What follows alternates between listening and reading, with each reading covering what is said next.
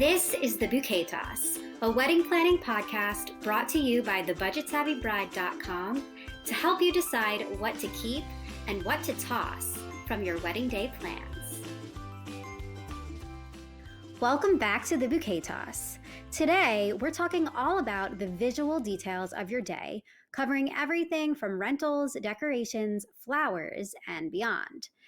And we just want to note that while Pinterest and Instagram might lead you to believe otherwise, how your wedding looks isn't actually the most important thing in the grand scheme of it all. If you're working with a limited budget and feel stress or worry creep in over everything looking Instagram worthy, take a pause. Remember, all that truly matters at the end of the day is that you married your partner. How everything looks is just the icing on the cake.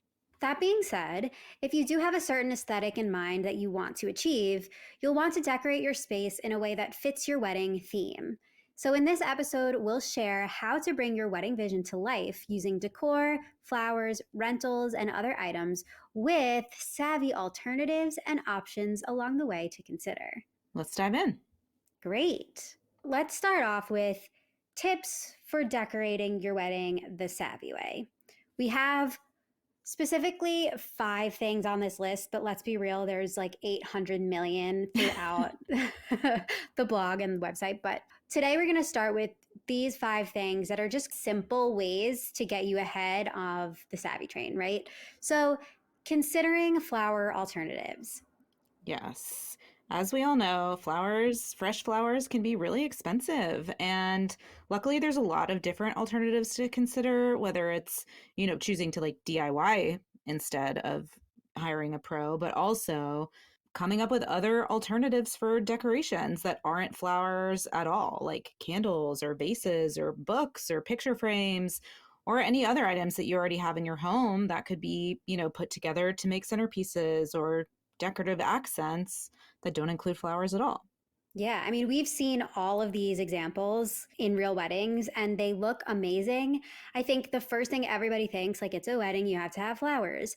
But it's one of those very, very specific to your vision things and your values. If that isn't important to you, then why go through like that? Why spend that extra expense if it's not the thing that you picture your wedding and you immediately picture the flowers?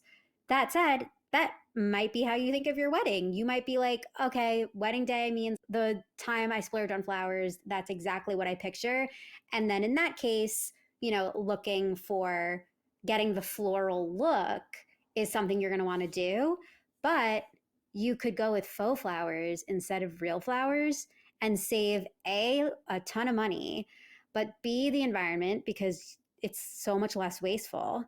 And, there's a ton of different ways. We've talked about them probably at length throughout so many episodes of, the bouquet toss, but one being silk flowers, another being wood flowers, craft stores, hobby stores, they have so many things that can help you get the floral effects that aren't just flowers. Also, if you still want natural, real things, going with greenery and things like baby's breath or filler flowers, those can be a lot less expensive, but still give you that look and then ultimately be better on your budget. Absolutely. We're a big fan of considering all of the possible alternatives, but right now, especially with the effects of the pandemic and shipping costs and inflation and everything else, fresh flowers are more expensive than ever. They've always been a sticker shock for couples, I think, when it comes to their wedding budget and allocating it. But now it's a real big thing. And I like to harken back. We talked about this on one of the episodes of season 1 where we were debunking traditions. Flowers were introduced in the mix because brides back in the day were carrying herbs down the aisle that held significance for spiritual significance. So it ultimately transformed into having these beautiful carnations and roses and these gorgeous things. And now that's what the modern day person connects a wedding to. But if you are really going back to the symbolism of where it started, it's not like you need to have flowers to have a legal wedding. Right. Or the whole idea of the bouquet being thrown to distract, was it the women from tearing the bride's dress and all of that? when you really start thinking about like the symbolism of all of it, you're like, do I actually need a bouquet? Like, is this something I need, or is it just something that I'm doing because this is what you're supposed to do at a wedding?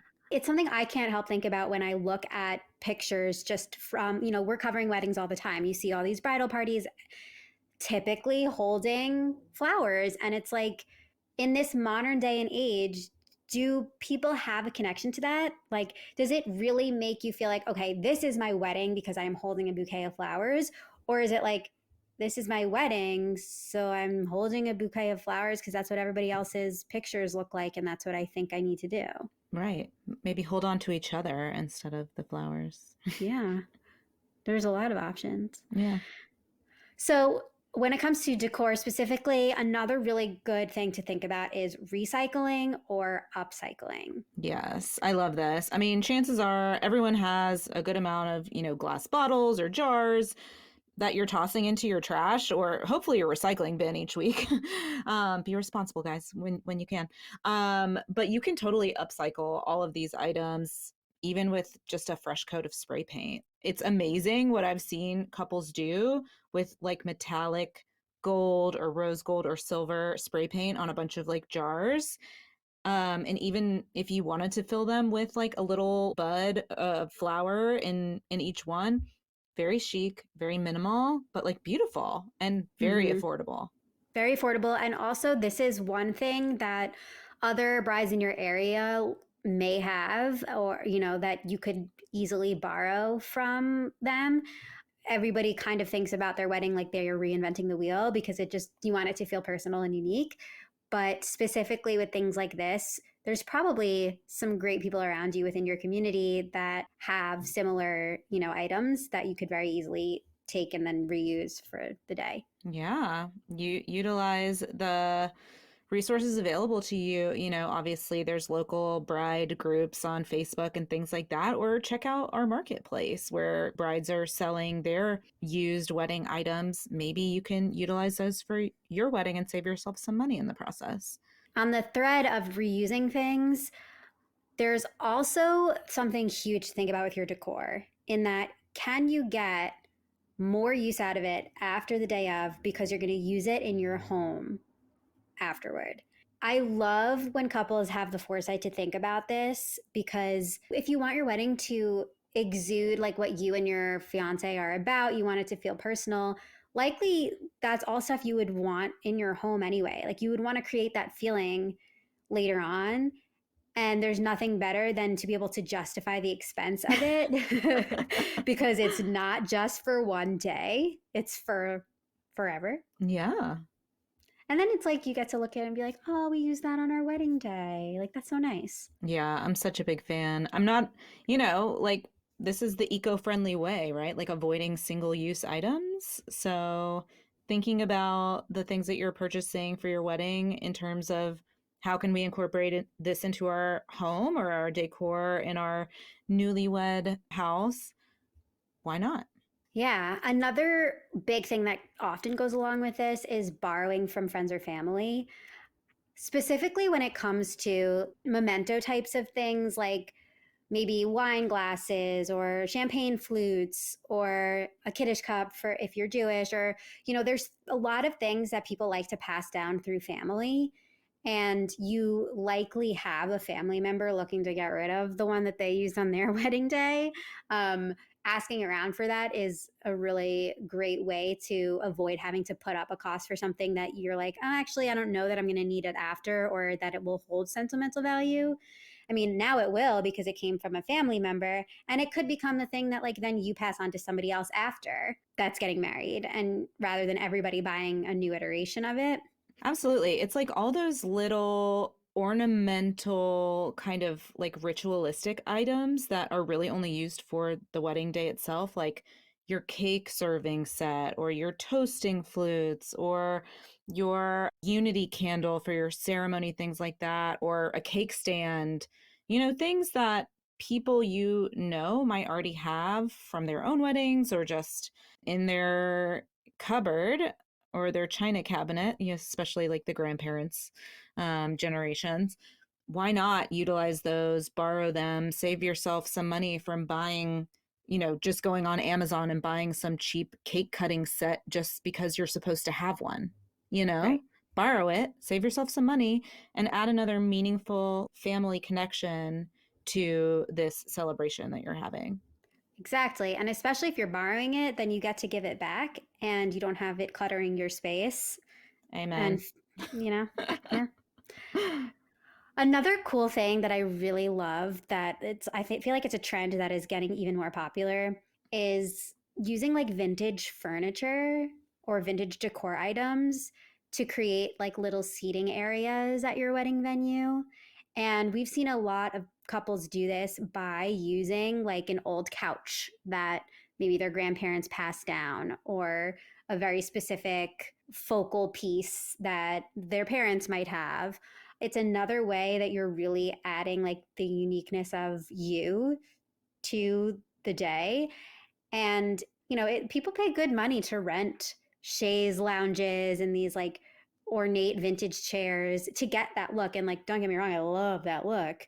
But that actually is something that somebody may already have on hand that you could just borrow instead of renting. Right. Yeah, it's so true. You will pay a pretty penny to rent a lot of that stuff. But if you have a family member or a friend who has something and they're willing to let you borrow it for a few hours, why not? The biggest thing you'll have to consider is transporting it to and from, which, is a favor and an ask of someone, but especially if you're working on a tight budget, never hurts to ask. Yeah. So, speaking of, what are the other things when it comes to rentals that you really need to think about? Yeah. So in the context of this episode, I think it's important to start with like, when you're prioritizing, like putting like the biggest rocks in your jar in terms of priorities before you add in the finer details. And so things like rentals specifically, I would say are the biggest rocks in this scenario. So things like your tables, your chairs, the furniture that is going to be needed to make your reception or ceremony happen. Whether, if you're renting a raw space, you might need to bring in chairs for your ceremony or pews or, an arbor or an archway for your altar, depending on what your aesthetic is, columns or an aisle runner or aisle decor, all those things are things to consider. Of course, depending on the venue you choose, your venue might provide a lot of this stuff, but if not, that's where these things come in. Then when it comes to your reception, obviously things like your chairs, your tables, any buffet or food service tables that are going to be needed, a cake table, as we were chatting about, like lounge furniture if you wanted to create a seating area, potentially a bar or a place to use as a bar for the reception. Then you also need to think through rental items for the actual meal and the tables themselves, right? Like everything from linens, dishes, flatware, silverware, glasses for drinking, napkins, all those things. And then kind of the more ancillary things, like if you wanted chair covers or sashes, lighting is a big one, a dance floor, if you need a tent, that's a big one. So, yeah, it really truly depends on the type of venue that you are working with, but these are kind of like the big puzzle pieces of your rentals. Yes, absolutely. And I would encourage everyone to try as much as they can to think outside the box with these, because just because you are serving food doesn't mean you need like glass dishes and glassware. It doesn't mean that you have to have that. You could end up having like eco-friendly compostable plates and utensils and things like that, if that is a value to you and your spouse, right? I feel like definitely trying to like separate what is normal from what is best for you and your wedding is great to think about, because if you can avoid renting any of these things, then you might be saving a lot budget wise. Yeah, I mean, so much of it depends on A, your venue, B, the formality level of your event, and of course, like, allocating your budget depending on what you're working with. But there are luckily, like Sari said, so many options no matter what your circumstances are. So, And if you're using a venue that is typically used for weddings, they've thought about this. They likely either have rental companies that they work with already, or they have their own structure for the things that they include or that you can pay extra for if you need. I think it's really when you're doing a non traditional venue that this stuff can get a little dicier.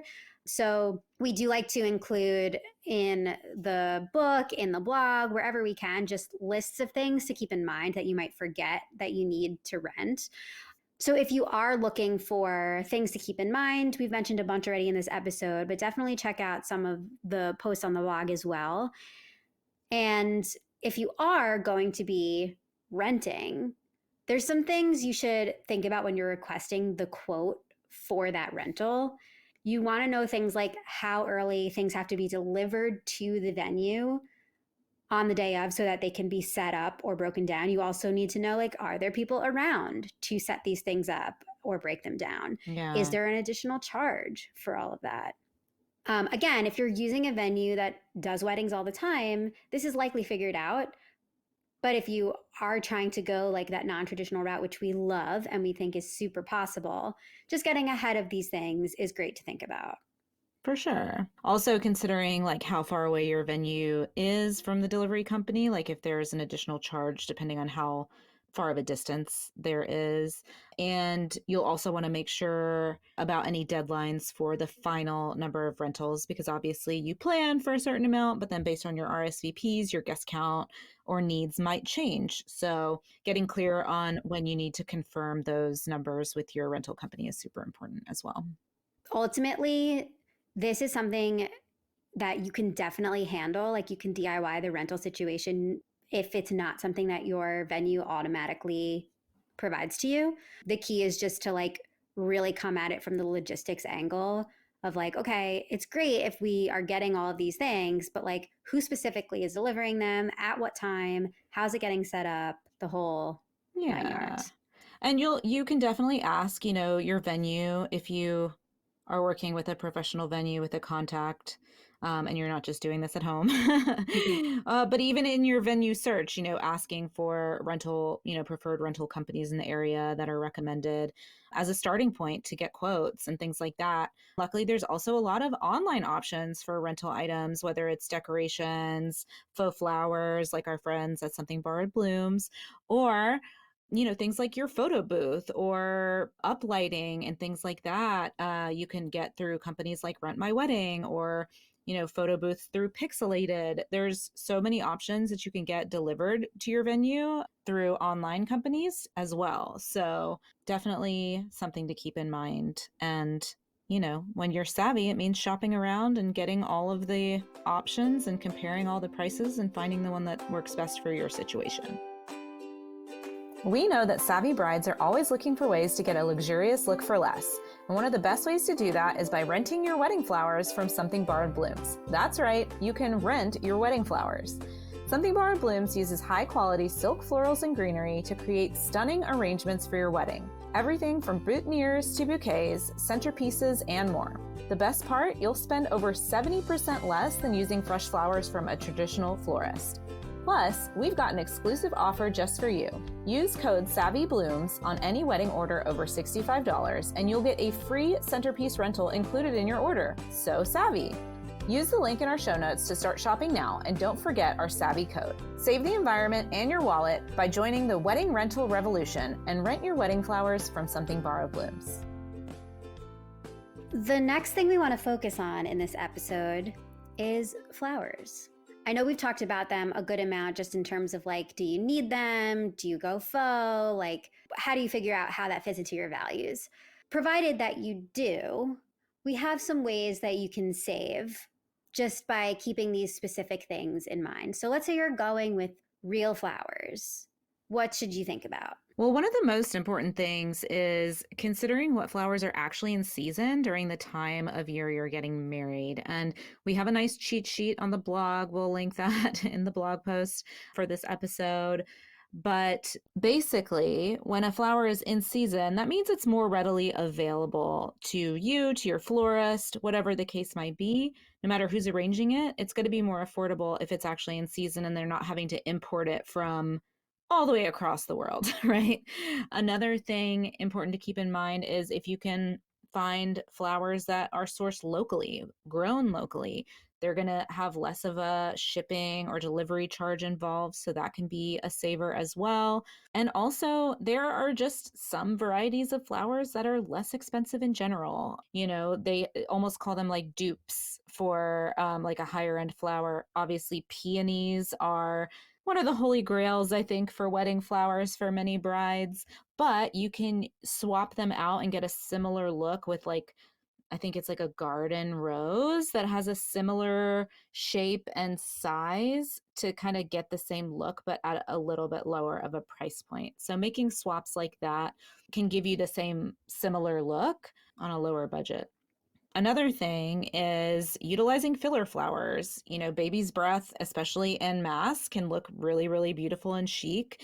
Carnations, obviously, are a flower you can pick up very easily at the grocery store, but they look really beautiful when they're bunched together. And they come in a variety of colors, which is great for filling out your flower arrangements to make them bigger. So, another great option. Obviously, swapping in some greenery is a great option as well. I feel like greenery is super popular these days, not just because it's affordable, but because it looks really beautiful too. Yeah, there's a lot of brides opting for like only greenery, no florals. And you can make some incredible like arrangements with just that. It's a look for sure, but it looks really cool. I love it. And even if you aren't comfortable going full greenery, just like a few, white flowers or something like very, very neutral, it's just a very natural, like lovely, relaxed, like chic vibe. I'm into it. Very into Hmm. it. Me too. So buying in bulk or even ordering your flowers online is another great way to save. There are some really fantastic options out there. 50 Flowers is a great source for bulk flowers that you can order online. And one of our favorites as well is Bloom Culture Flowers, which actually provides you with guided advice not only to order the flowers that you need to make all of your wedding floral arrangements come to life, but also gives you tutorials on how to assemble and arrange these things yourself. So if you do feel like this is a DIY that you could take on, you can save significantly and still get that fresh flower look with the help of a expert. So, Yes. highly recommend. I do think this is one of those things that you have some people who are like, oh my God, absolutely. I would love to do that myself. Then you have other people that are like, oh wow, this is not something I feel capable of. If you are interested in doing your wedding flowers yourself, we have some key things just to keep in mind, little reminders that will help you pull it off more successfully. So, one is mapping out your floral arrangements. They actually call these recipes, and think about it like as if you were baking a cake. There's actual like recipes that you need to have a definitive thing if you're going to be creating more than one. So let's say you're making your bridal bouquet, but you want to have bridesmaids bouquets that kind of echo it or kind of a smaller version of it. Actually creating like a flower recipe and mapping out the arrangements is a great way to do it. Another thing to keep in mind is the less flowers, like the less different types of blooms that you use, the easier it will be. The more that you put in there, the harder it is going to be to create that recipe. But once you do figure out which combinations of things that you like, figuring out how much you're going to need of each type of flower, and then actually comparing prices from floral suppliers is the best way that you'll find the best price. It's like it might seem intuitive that they shouldn't be priced differently based on suppliers, but that is something that can vary. And so getting clear on the exact type of blooms you want and how many you need rather than just getting like a whole bunch of things and sticking them together and hoping they work out is one of our biggest tips. Last but not least, prepping your flowers is such a big part of doing them yourself. They need to be hydrated, they need to be in the right temperature. Believe it or not, leaves can contaminate the water that you leave any flowers in. And like if a leaf falls into the water or if it's in the water because the stem is long enough for it. Our florist friends have said to trim stems at a 45-degree angle, actually underwater when you're trimming them, it avoids air bubbles getting into the flower. Like literally, these are like Pro tips. pro tips because your flowers are live things. Like they really do need to be handled with a level of precision and care. So keep these secrets in mind to do it yourself. Yeah. And if you need help coming up with this plan, if all of this feels overwhelming to you, I cannot recommend chatting with the experts over at Bloom Culture Flowers enough. They will help you create the recipe and everything. So definitely check them out. Before we close out, I also want us to just jump on a few different other affordable decor ideas that can inspire the DIY inclined out there. One that I love is trash to treasure. We've talked a little bit about this earlier, but there's so many different things that you might not expect to be useful for your wedding that could make really cute decor. Things like wine corks, old books, old sheets or maps, pieces of fabric, even coffee filters. People make flowers out of coffee filters. Like there's some things you might have laying around that really could help you go far. You have some fabric and old sheets. Maybe you make a DIY backdrop for a photo booth. People sometimes use maps to create like cute little signage. They Mod Podge them and put them on different glasses or bottles. Like there's a lot that you can do just with these like at home things. Yes, especially if you love to get crafty. Why not? So, other things that if you're just like kind of using them and you want to get crafty, that you should just keep around if you have them are food jars and tin cans, paper of any kind, cardboard boxes, actually, bottle caps, and of course, wine bottles. So, if you have any of those lying around, don't rush to get rid of them just yet. Another thing to think about is anything that's free because it's literally outside. So, things like pine cones make such a beautiful decor option, especially for a winter wedding. And you could collect them potentially based on where you live right outside your door. Even leaves. First of all, leaves as confetti is Hmm. always a good option. It's eco friendly, it's not wasteful, it looks pretty. You can even get like little hole punchers to make the leaves into the shapes that you want. I also love leaves as like a place card as well. I've seen people take leaves and like write on Ooh. them with, like gold paint pen. And Mm-hmm. it's just really chic and simple and organic. And if that's the vibe you're going for, it looks beautiful. Yeah, if it's literally right outside. Even rocks or like seashells or things like that, maybe you line your aisle with those. And again, free because they're natural. Free 99. Free 99. Tree branches are another one. I've seen some really beautiful centerpieces made with literally twigs that you've found in your backyard or whatever and spray paint them. Spray paint them Wow. gold and then put them in a vase, put them on the Uh-huh. aisle, like it really is incredible, like the things that I've seen people do with free and natural materials. Amazing. We want more of that. There's also a bunch of inexpensive supplies that you can find at your craft store that might inspire some of these other options. Things like crepe paper, even rope or twine, yarn, spray paint is key, ribbon, buttons. Like these are things that are not really too expensive to purchase and that you can turn into some really beautiful DIYs.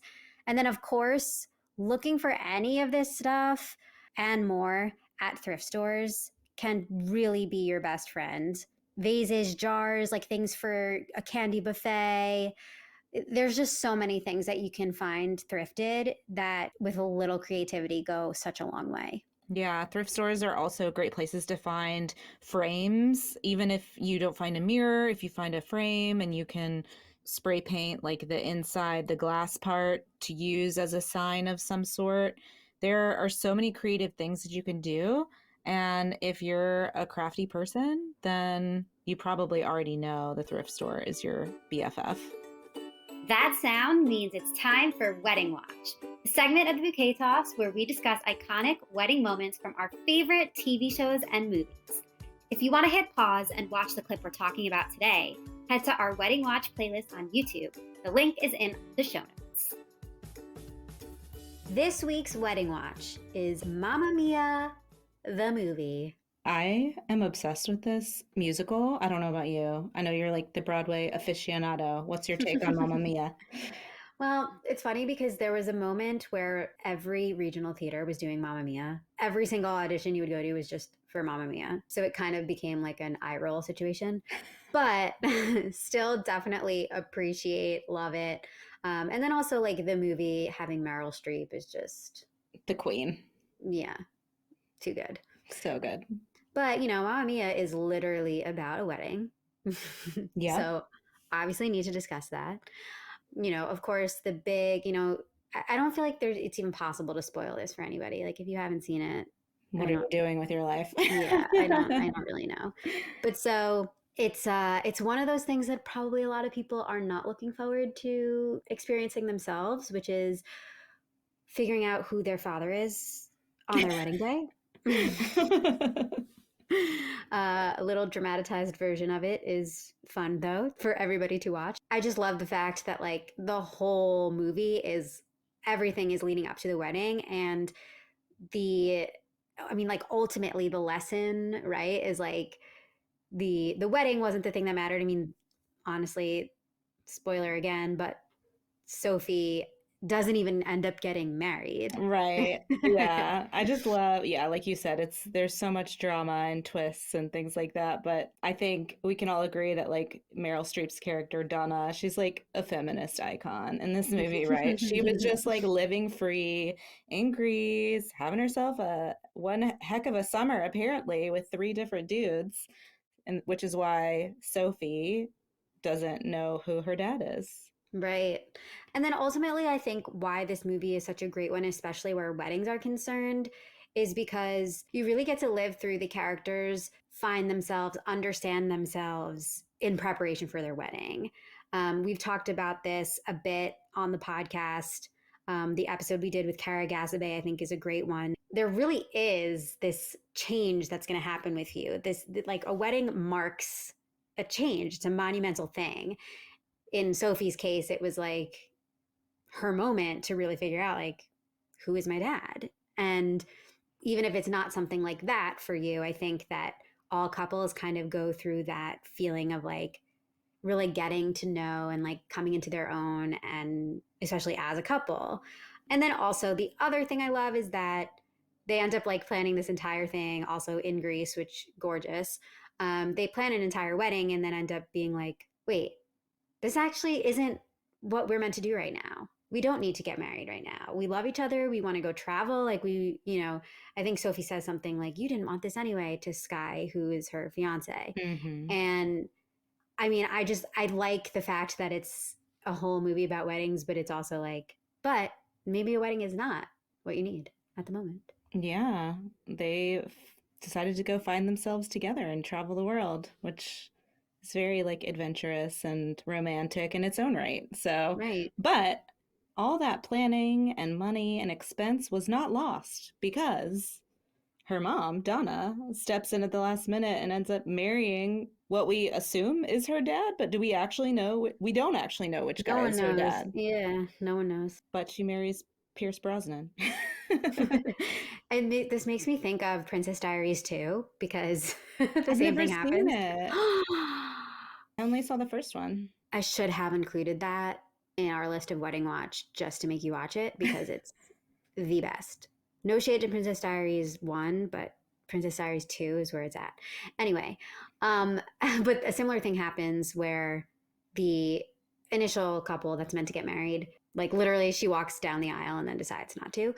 But then the queen ends up getting married, like remarried, and so Ah, they don't waste. And I'm like, yeah, convenient for that to happen in movies. Really don't think that happens in real life. right. But it's great. It's great movie magic, you know? Absolutely. And of course, like the fact that they get married to the ABBA song "I Do, I Do, I Do, I Do, I Do." I mean, how much more perfect could you be like for a wedding? So on the savvy scale, I feel like it's a little hard because I've got no idea how to measure like what those things in Greece would cost. Right. Well, I mean, I want to give them a little bit of the benefit of the doubt because they live there, but they are essentially planning the wedding in their hometown. So at least it wasn't a destination wedding. And it seems like the wedding itself is happening in like a cave. Yeah, but a lot of the people coming to it, But that's maybe not a lot, but some of them coming to it. but that's not an expense to the couple. No, but it is something you need to think about. It is something to think about, absolutely. But from what I could tell, like the only decor in the ceremony space was some candles in a Yeah. cave. So that seems pretty minimal, pretty Yeah. savvy. It's one of those exact examples of one of the tips that you have on the blog, basically letting Mother Nature do the decorating for you. If you're in a location like Greece, like on the coast near a body of water, you really probably don't need much decor. You can let nature do it for you Which and really magically begs do the it. question, why the heck were they getting married in a cave when they're in Greece? Why weren't they getting married with the beautiful blue ocean in the background? Like, make it make sense. It was just the ceremony that was in there, right? But even still, like, why would you not want that beautiful turquoise water as your ceremony backdrop? Well, they live there. They see it every day. Taking it for granted. I can't handle that kind of dismissiveness of that beautiful scenery. Well, either way, the views of Greece that you get to see in this movie are reason enough alone to watch it, honestly. As well as all the ABBA music. Uh, Correct. Absolutely. Oh, iconic. I love it. And that concludes our weekly wedding watch. Want to hear us chat about one of your favorite scenes? DM us on Instagram and let us know what we need to watch and chat about on future episodes. I do think it's important to just touch on the DIY discussion questions because, as we all know, everyone's busy, everyone's lives and priorities and time availability are different. And so, if you're working with a limited budget, or really no matter what budget you're working with, I think it's important to ask yourself these questions when it comes to wedding DIY. So, first off, is what items do we realistically have the skills to do ourselves? Do we have any furniture, equipment, or other objects that we could use in lieu of maybe rental items that we would have to spend money on? Also, do we have the time to devote to crafting wedding decor projects? Do we feel comfortable tackling something like flowers ourselves? Do you have the adequate storage and refrigeration space? And all of those sorts of things are important questions to ask yourself. Do we have the supplies and tools needed to create the projects we want to take on? Or are we going to have to go out and buy a Cricut machine or a laser cutter or, like a wood burning etching thing? Like, what tools do we have? Or are we going to have to go out and invest in tools to make these things come to life? Also, do we have any skilled friends or family who could help us with these craft projects? You never know. Utilize that network. Also, would it be better to rent things or buy them or make them ourselves? And really go through the list of all the different aspects of the day and decide which you would buy, rent, or DIY potentially. Also, what can we buy that could be repurposed or resold after the big day? Hint, hint on our marketplace, resell it after the big day. Things that you DIY also can fall into this category. So if you do have to invest in things to make it come to life, if there's resale value, that's another bonus for, or another pro on the list of actually doing that project. Absolutely. What's really interesting to me is I feel like I never see people reselling their Cricut machines ever. Like I hardly ever see them available used. I think it's because people fall in love with them and use it all the time and forever. Absolutely. And lastly, what can we borrow from friends and family to incorporate into our decor? So, all these are super important to keep in mind. Just a few quick final notes about DIY. Be sure to weigh the cost of all the tools and supplies and decide if you want to actually take that on financially or time investment wise. Also, have realistic expectations. Sometimes the DIY kind of prototypes you'll see online are actually done by professionals, and it might not be the most reasonable to believe that you could pull that off with no experience. So just be careful when you're considering taking on a project. And really just don't bite off more than you can chew, right? You need to give yourself ample time. You might need to do a few trial runs before you get something right. Don't consider it a fail right away. But I do think it's important to aim to have a lot of these DIY projects, especially completed at least a few weeks before the wedding day to avoid any last minute stress or frenzy. And Yeah, I mean, I think also it's important to shop savvy, no matter if you're shopping for decor or the supplies you need. Take advantage of those Michael's coupons, 50% off, 40% off whenever you can get it. Never step foot in there without one. Always shop savvy. You've been listening to The Bouquet Toss, a podcast brought to you by the Budget Savvy Bride. We would love for you to join us in our free private community to get support and inspiration from other couples currently planning their weddings too. Consider the bouquet tossed in your direction so you can rate, review, and subscribe to the show on your favorite podcast app. As always, stay savvy and stay tuned for our next episode.